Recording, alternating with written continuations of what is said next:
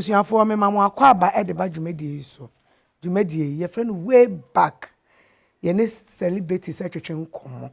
Obia o baby o hyase na obia wo bro no otena so. Ye celebrities a ye hu omo wo social media, TV so ni radio so. Ye ni momo hyase. Ye ni mo ne say ye ni momo wo TV so. Enu nti na dwumadi wo ho se ye ne celebrities betwetwe nkomo. Na ya hwe kwa mo fa so mo hyase.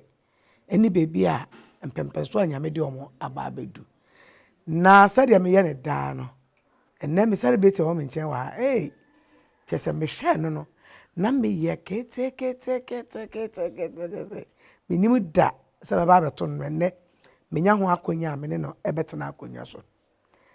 Moma me nkoto nkrambra aboafo bi na aso ya sene madwumedi. Yetumi de bramo. Me ba meyi me celebrate no e de akere mo. Twen me kuba sisi a.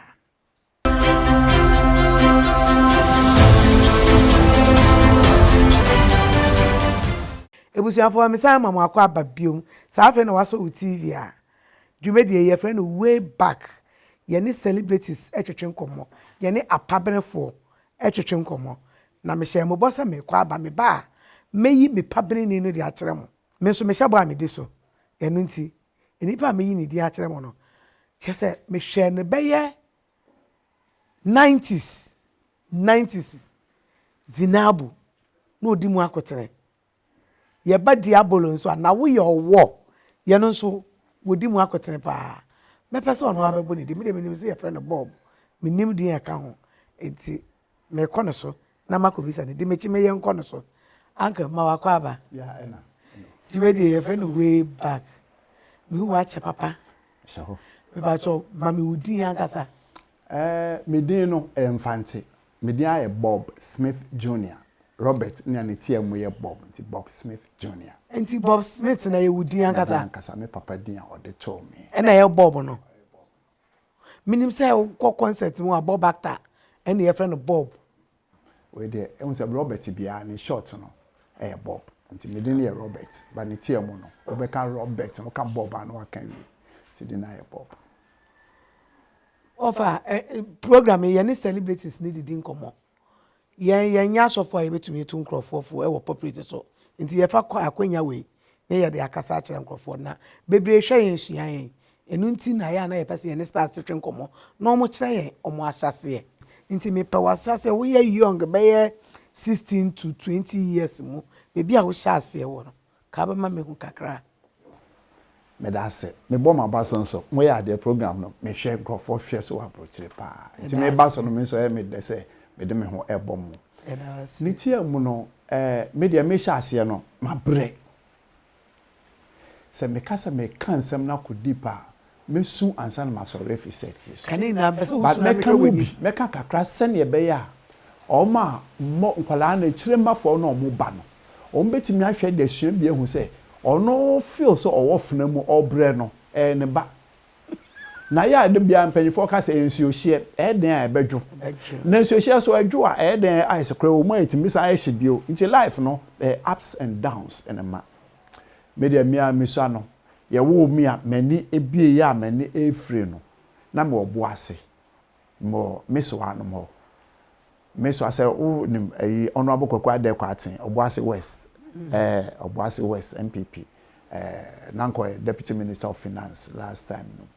ono ne maame nom mesoa omo na tete me obo ase nti menyi no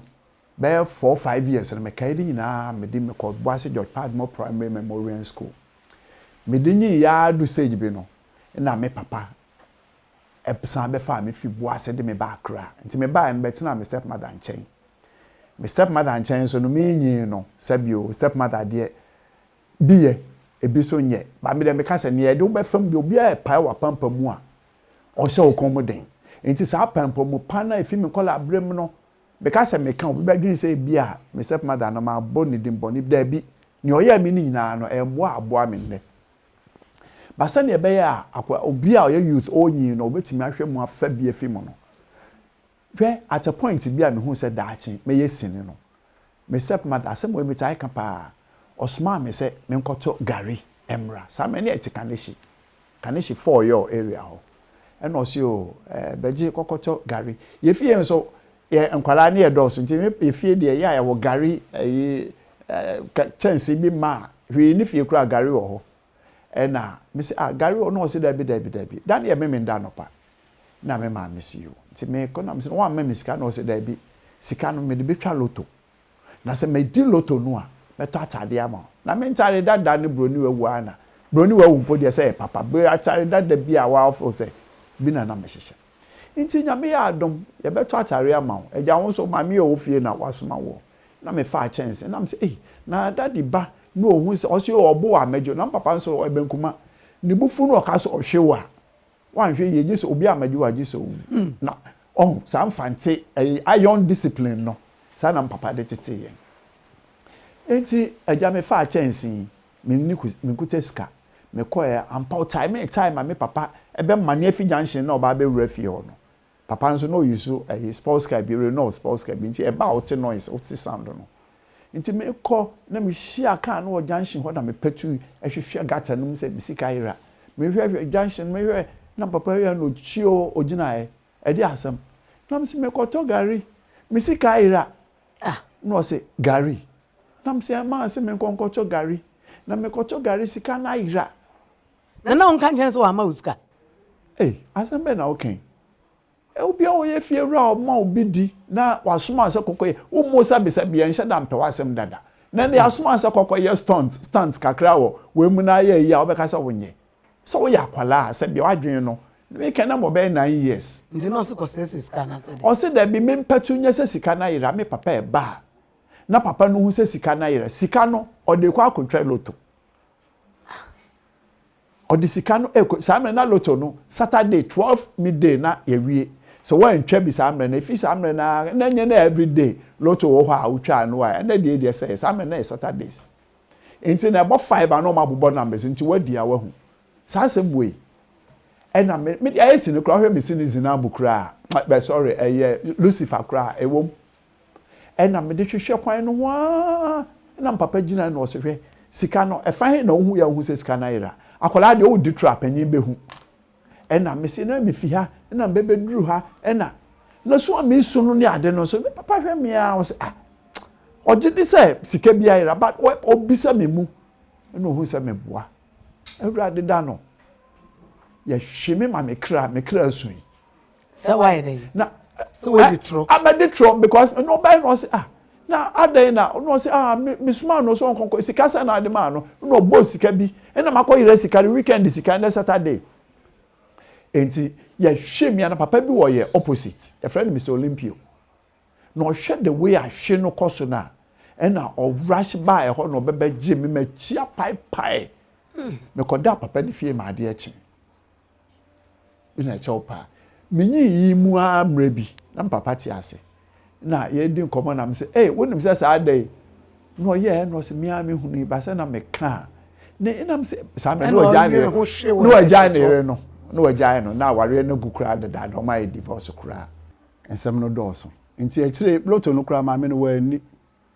loto no wani unse loto no so twa na se ka se 34 39 na se yete so ba kumpa e ma ware kikire bi se ka kitikiti we de e bo be to ya ka mo kan say way back e ko da way back baby yo me de mi swan me nyi no ensem pi kokọ so a e ma pampo mu pa na ma me ko mu ye den me na say no ye odifo nti me ni ya dru stage bi no so hwe wo be ye nipa kese nti no time bia na wo say wo so me so no mani so ye hyepa nti obe fa me no de me ko tena ne nchen no asori ni pi wo sehwe nti secondary school kra anya me na na ka secondary school argument me anko bi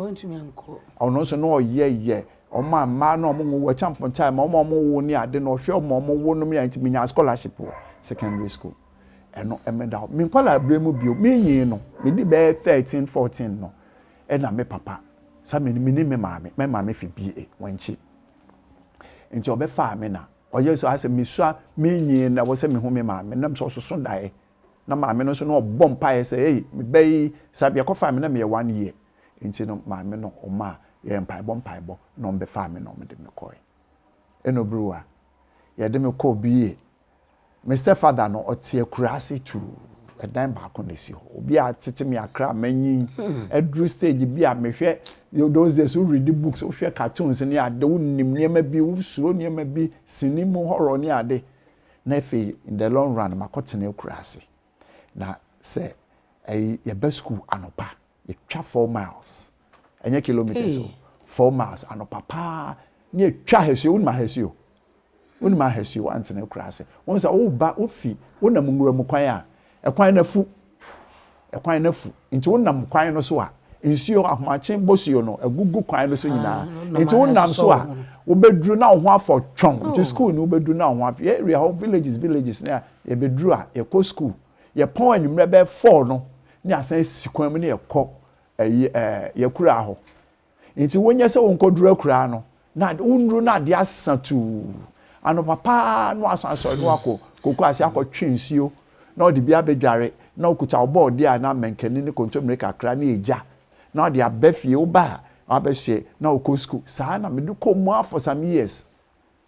eti mi an me ti we nante bi nya me den na hwe me mohu because me kwa no akọ pie otwen owu a nani hu ade na ohresia na so okuta sekan na to betimi de ekono otwen na ma nani hu ade otwe onama nani hu anajo na ye omani no so ehu ade ba ye ewi anopa ye ko school enti no ohu o join the day na nani no ehu ade ni otwe nkombo ni pi ti ko anu akọ pure work kese bi so na ono no hu so oba wa wura no na onso watwam ma fa life mo ye ne sa na edukoko nti o da wa anko akura no ade achen aduane be na obedi because all about the board there no menke na ewia abetutu ndi saa na me di fam saa nti wo be den sa unsua de wo be sua because wo pese da achu ye nipa na am there sisi anyankopon adom me kuta me doctorate wo ho me kuta PhD ewo utinkwa leadership and humanity nti no da me da anyankopon asese me fa saa bre no nti me kire obi a me kire no with experience a me so me wo na wo de akire nipa no de akire nipa no me ka se me ka me se ma kire ma no mbeti a program wo ni enough time ma me sa nti no ebre be na afi wo beti wo yo e betena nkran wan wo se nyankopon adom me bre ni nyina so de nyankopon ewo hihye bi de ma me kotena me ma me no ho a me do secondary school time no na ye hwe graphic mu me ko hu advert bi ye say St Andrews College bi sa me na sa school na wo Collegono wo Tuesday market no for July no area ho baby na almost half scholarship na me ye na me tro de bre me papa na me papa ja scholarship dia na obe ye me sa de me fi BA ye de me ba Accra me be ye na mo de me call school ye call ye no na ye say papa no em say school no na egu jo fa kwan bi so a o hwe se na be ya school no nipa bebe mu a be ye but ye call all the same ye wo ma out no say business school no na ntwa mo number je kokko mu a nyame adom me sa benya Univalle Secondary School. Some men fe na almost any pioneers wo Univas. Any dey start here. But me knew ho me kokko bi wo another school. Na me ba Workers College. Ebe me sixth form wo ho. Sixth form kra nyankopon adom lower 6 na pass 2 years me the 1 year. And the boy me city exams na okay. And I'm the enter School of Translators, University of Ghana. And nyankopon adom. Nti Legon. Me Legon campus but me city campus School of Translators, University of Ghana. Workers College. So we name baby me can say Workers College teachers or no. There be teachers all area or no. That's right. But why Workers College? University of Ghana city campus. Na me call it. Nti brebe na afi udi mu a odi be wura sinimu. Time na me wo university no. Na me osofu daze sambre no osofu da me ye bi latter days no me ye bi na me ye scripting so e de ko ho na kakra me nya part bi play enom ne ade me kai first role me play eye to eye na be Jamaican student some na those days na bushy hair ba so no bushy hair pa nti na me Jamaican na super odi ene Fred your friend is saying Fred Amogi super odene Fred Ade omo ye Ghanaian student nti no we omo to me do for pay me no na na kon cry ampoe me usuma no amayepo odo e so nti Jamaica na me se me jeso yeah se me jeso na me so me to rat race Jamaica oh what a rat race na me part time me play no ya amanfo come first part time me play also for dazimo and I odo e jeso no me yeah se me jeso nti me nickname my very first nickname me nya wo no na e friend me se me jeso odo e se me jeso say that I don't know a concert also for dazi nti free ho no na me ye bia ya be ye o acting o start wo concert o start wo so for dazi apart from school there so wo school there so by screen so TV so no there na also for dazi nti brebe na wo free also for dazi na wo ye den na afa wo be wura into movies wo be twa Diabolo wo be twa Zinabu me kai pa fine once also for dazi no na me a student nti me kokoko school na me ye na me we school no na best started teaching or tertiary secondary school me teaching was secondary school for almost 2 years in the woman no me sign nyankopon adom me ne William Akufu no cinema hall in fact video center bi wo your friend North Star cinema wo na me tertiary no estate ho na metie na tin no estate no eko zongo no mo ho na cinema hall no wo na da kro frame me no say me who me tell who TV so also for that and I'm say no say oh me was script no mama title no Zinabu na me pese me ye no movie na wo mu de ke be ma easy say me no obetimi atena se na ya enti me no call ye na hwe script no na oh nkomo ye de bi keka ho na yi bi fi na me namfo Magnus George Fuzi Nyamiedu Jared Brown nom na Eselin Anaman omo a wokeka yin omo tiase and omo tiase pa and now for say Zinabu say am na efe na sini ankasa West Africa ha no na video bi beba out enti o frame me no a me ne me namfo nom me namfo ye bae no ne omo so no ye nyina ye martial arts kakra enti no karat enti no kakra no omo nyina ebe enti Zinabu ne ye ne say yetimi bebetwa e bampo anu bebetwa sa bitimi prepra ye ma na ye real see ehwe sini nti ye ne se na esini fo no ye ni training bia ni formal training bia nti akwa huruhuru kokọ ya na de ba ni ya ba be hwe sa dabi nti ya direct ye ho ni ya san akọ na ya san akọ 8 months ni edutwa Zinabu ye twawie no ai hu se na akufo de ono no electronic person o nim machines mu ni sa na ma na bo ayen nti onim deck kra ye use so ai betimi e play na ya kate wa ha na play ni aka nti e wi sam na de tini o samre e wo hokura na celluloid no e very expensive those days so yes ni ba kompo na okoye o print ba kokura na e be 10,000 pounds 10,000 pounds is Zinabu square dey akura 2,000 pounds sa akufo ni dan bia na osi wanwie e na okokọ ton ye na e dey SS esene no nso obetene ka o nyame adom Zinabu for share pa enti no nyankopon adom sine no eye ya 8 months ye edit ya na enye almost 3 hours bi no wa opese oyi free me be ye se na ehwe Indian films samre no so Indian films any Chinese films no sine anankofo hwe samre no kasa na Indian kasa ye nti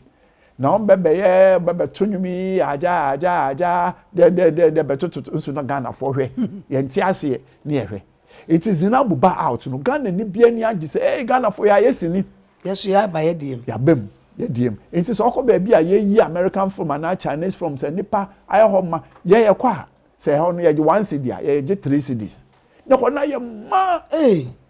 obi a wo cinema hall na video center so unya ne e de yesini ne ba ho se ye ba be yi a ye no ba se ye be fa 60% bimpo ai se ye be fa 70% na wo ya 30% ne wo benya wo mu no obeti ase because unya se sika ne da ne ye be ba do ko na ye ma ni agigibi adechine na nipa behwe omom hwe na ansa ba ne yi ya ba hu se ne esusa nti sika ne starts ye ba no obi timi ko na sika no rubber bag sika ma 10 cedis 1 cedi den na mapi na odoko na mai sano sata na sanka mucha Diabolo kameka se no Diabolo mo chame yo ena mo di nya se ena di nya se mate Zinabu was a big hit na actually no hunse Richard Cotton so ono so bebe kan ho nti meka say he was one of the God no you produce and answer no act oye ni mienu nyina nti obe act o act ono ane film oye ankasa no na Court of Alata no me Bukom Lion me ka Bukom Lion na nti ye ka 3 pioneers a Nyankopon adom West Africa ha ye de video ba ya ye ka na say etu bo ba bia ya latafo agi afa ensem ya every ensem ya me Bob Smith Jr. Me mo Ulemakofu din first Ulemakofu me boni din bia won kai no Gallywood one ne Gallywood Ulemakofu ba na ni school ewo Gallywood sek sakokomreme o se ho ba Gallywood ho no sha ase na nsa na ode kwa kopie wo pamprambo no thank you nti ono de ka sini papa ewo West Africa nke Ulemakofu nti ma me salute no oh boy I salute you. Nti ono na ya ne dia Diabolo ya ne dia no ono na Diabolo yanka na sa ne dia say Diabolo part 1 part 2 part 3 if you two kono na be wo me part 1 ne dia part 1 ne dia ono an sika ne bibia ye de dia ne no no anto aso afi wo be wure hu e be ye producer me so ni face no in Diabolo no nti do sabi wo say ade ba ko ebua actors no ne say obi ye series ana obi ye acting bia or ye production bia actors no na ga nipa na omo hwe no omo nim no omo nim wo a wo camera chi obi amai camera ntia kama omo go camera chi obi aminim omo aha enim omo enso wo de wo TV so ne de ye ka oh program no oh we see no we see no sa na de bi omo omo nim se nkrofo bi na omo de adwumaden edisika ne advantage ya ba screen so no nti ye ba no ye edisua ne se me na me script writer dada na me besua directing na me also me actor ansa na me ba adwuma no enti sinemu bibia editing there ya sometimes no me mpe ha wonti no metimi edit anchem se catch wa ha fa we sha catch wa ha and abrofo ama train wo mo pii wo Italy me no ma yesi ni nyina no ya na omo nwasa wo bibi ni tum wo abekire adwuma nso ma kire omo and they are holding big positions in big stations Nyankopon adom enti minim se wo ka se Diabolo part 2 and 3 no na produce enti efi ho no wo twetwa movies abi my movies be 33 me ankasa 33 na ma kiro ma act me main role na ma ye me bibia bobo be 5 movies me ma me kan ye popular wo ye mfa Diabolo nchenchen me ye The Prisoner me ye Mamma Mia me ye Lucifer me ye Prince of Doom me Judgment Day Lucifer na ewo dia Lucifer me am production Lucifer no me kan de wache so ene Nyankopon ene monyam se wache a wonya ne ba bi kro wache o ploboa me pe no me production manager all the time me film sin bi adodo bi amaye bia wache no yes o ka jama wache starting production manager wo of starting wo me ho nti o training wo me na so nti no o nyini wom ewo me nsam me bra panyin de o chem panyin but sabi o so bia ne the way a oye na de wache chen openi ai eno po de age asem de me ha na wo employ no emfa ho said de emfa ho Ghana for pi chen mpanyifo pi panyin so no o ma employ o ma enye yi ukokan ubewu wankokan so ubewu aga mami ko twa me ho bra sesi ana nkomo no ayeda ebusuafo me twa me ho abasesi a tam kutu na twa me ba sesi a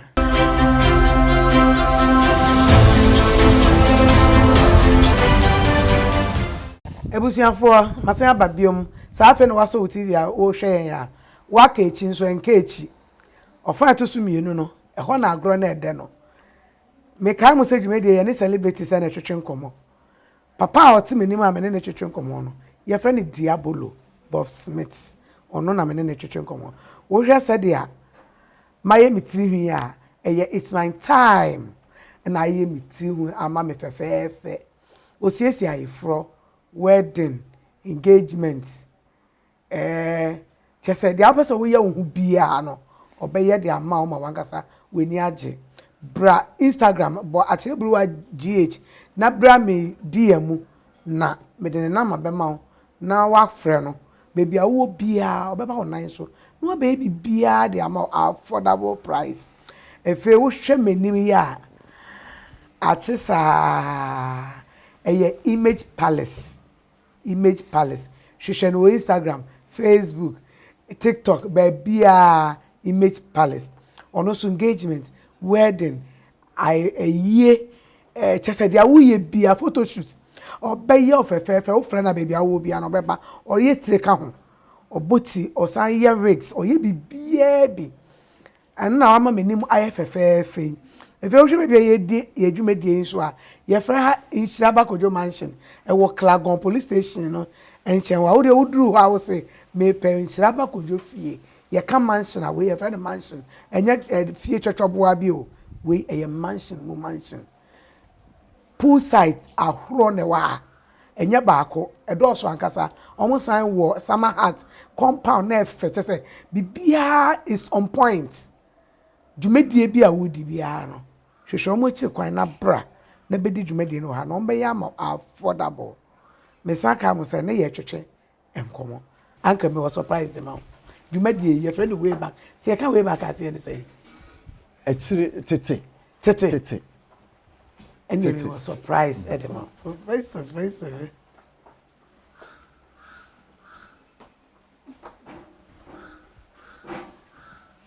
Ne. Mami Ayoko. Eh? Mami Ayoko. Hey. Go find out what you have. Ada uru. Me ho no. Oh, that's ache. Ope mu eche wa no wo. Ah, den che. Yo bo. Oh, that much. Oh, na wo. Ya mi me ne kan enmi she. So classmates no. Class 5. Margaret Metal. Class 5. Class 5. Class 5, class 6. Classmates no. And now san yes or metal. So metal sister for me. Onupa, alo bebo se hoji so. Se bi enyo. Eh, tete matter. Afe na we. So ma wa kese. Iti na ma was. Last time we share na ye bi ase wo. Me papa yi. Ache 6 years. 6 years. If you want to share bi mo. If you need to share bi okra. Auntie, me ba told you made your friend way back. Ye ne celebrity secretary nkomo. O classmate. One na anye se obehu ne TV so da. Wunnim ne sen. Actually no, ye was school no na me hu no wo Diabolo ni me first time I me hu na after school. And the che. Che because say ye we primary school no na girls and boys. But middle school no boys and girls. It me call girls school no call boys school. It after school no 74. Iwe ye no me hu ni bio. Oh, cause it's all papa. Because he said me who know what Diabolo me say I have friend Joseph Smith. I am friend Bob. Let me say and your way me classmate you. I said yo. Oh yeah, me classmate. So me who na che I said me nim Bob ya onam hodi on penwa so yeah den ko yes me. Na ya me wan kakra because ya was school no onamadin on penny one seven yes say bia aha na meka nti me hu no so actually me sia ada o wie school no ko secondary school na no ko ina say sia wa ko ye beje sa wait to me active film na me wan kakra me hu no Steve so na me hu no until me papa wuye but o say na okoso ho a obisa ma ase amimi ware ye no me fifie kura anti oba ho a ohun me na obisa ma ase so me papa wuye no oni waachi ni idikoko bae nti ho na ye di ye hia ye no say ye hu ye ho ache nti na ye ka school asem ye ka school asem senya ye wo school senya ni amakọ na ade ene ma idikoko po hu say we my classmates ye ni mo ye ho okay and uncle ye kasa no refi bibi ma ye se wo refi na so akofa ye nchi me wi amese ha bantis na mbese me hu say nti wo re adwuma no edu baby na we no hu say wo re mu ase we no hu me no me hu kra we no hu me no me hu ta ebie kwan bebre ama oh kwan say pese wo kwa se kra wo be ko oh nyankopon adom me ka se me kobo me ka se na nakofo ado pa president bi apum kokoko Sabi o menye yirafo obehu se asomasi ne eno kra ko say eno kra is enough and the mouth nti we no hu da we ni age say we don be adwuma de e de o ye na ye shase ka say wo de ye na wa ma iska kra ye pe because of adwuma ne denti auntie me was surprised them mama say o wa ba surprise na nti way back team no yes she was surprised I had the uji out the ball them wa bia ni boss na papa yi so kwanya na say me ne ko school me classmate na no me ne ko ye program ene ye de ma me mani nyina ni me hu no wa TV so me se mo hu oye me classmate omo nji de ba wo de we ko fie a afi de on ba jidi ba cho de ma ina mo ase ya me shira mo no was surprised the ma was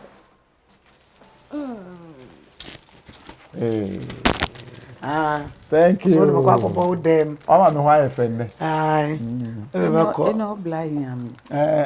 Ene tomo 5 years ni. Tomo 5 years no share. We share na capital ne. Chape na capital. Ebuza for me twa me ho abasesi a na ya de ofa eto so asan de abremo. Me basesi a transnational train me.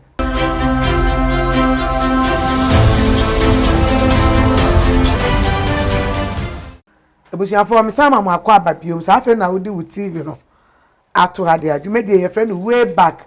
ye ne stars apabenefo en na twetwe nkomo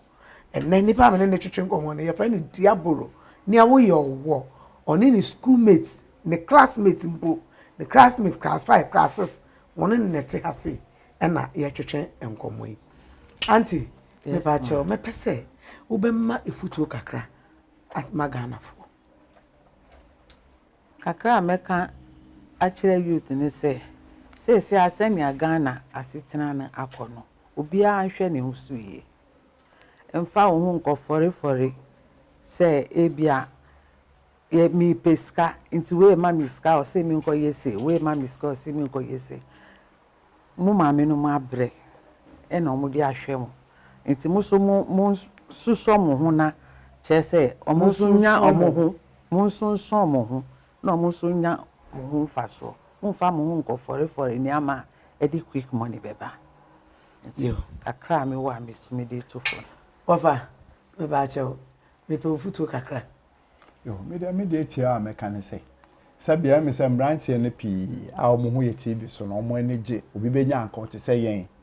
yesi so no ya bra ya brenti no na yakopon so ahwe so e de ehira yen enya wo sika pi ya wo benya wo sika dan man so ntimi nna wo de fa kwan bi so a wo be bre yesi so chenchen chenchen so wo ya ho chenchen na da chi wo benyine no na aye so enti mesere se wo sua na wo nyi a na wo a wo hwe mu bi a ya role model ama wo no kai se ye bre aye bre na mayen na se wo pese o ye obi ti se yen so a wonya talent ne pe e bia wo tonyum e bia wo yesini e bia wotimi ye mani pasere nya wo ye bia no sua ho ade kakra che se nya ho ntetiye se acting a sua ho acting se ne be a ko hu school se ne be a se wo upgrade a ene de sam ne ma bi nche wo be hu na esesa na ekọ no so wo sua nti no wotimi upgrade ho na che se wo kọ na Ghana so ye ka ye be bo odin se o asumasi nso mpo ofimi krom Ghana nti mumfa de suade enka mo talent na bo no ebebo o my Ghana dwumedi aha na brebe ma ye kwan ma ye di dwumedi no ezi yesi utu pempimu a no watu kro ye be hia dasenne the same day same time kai se me do see you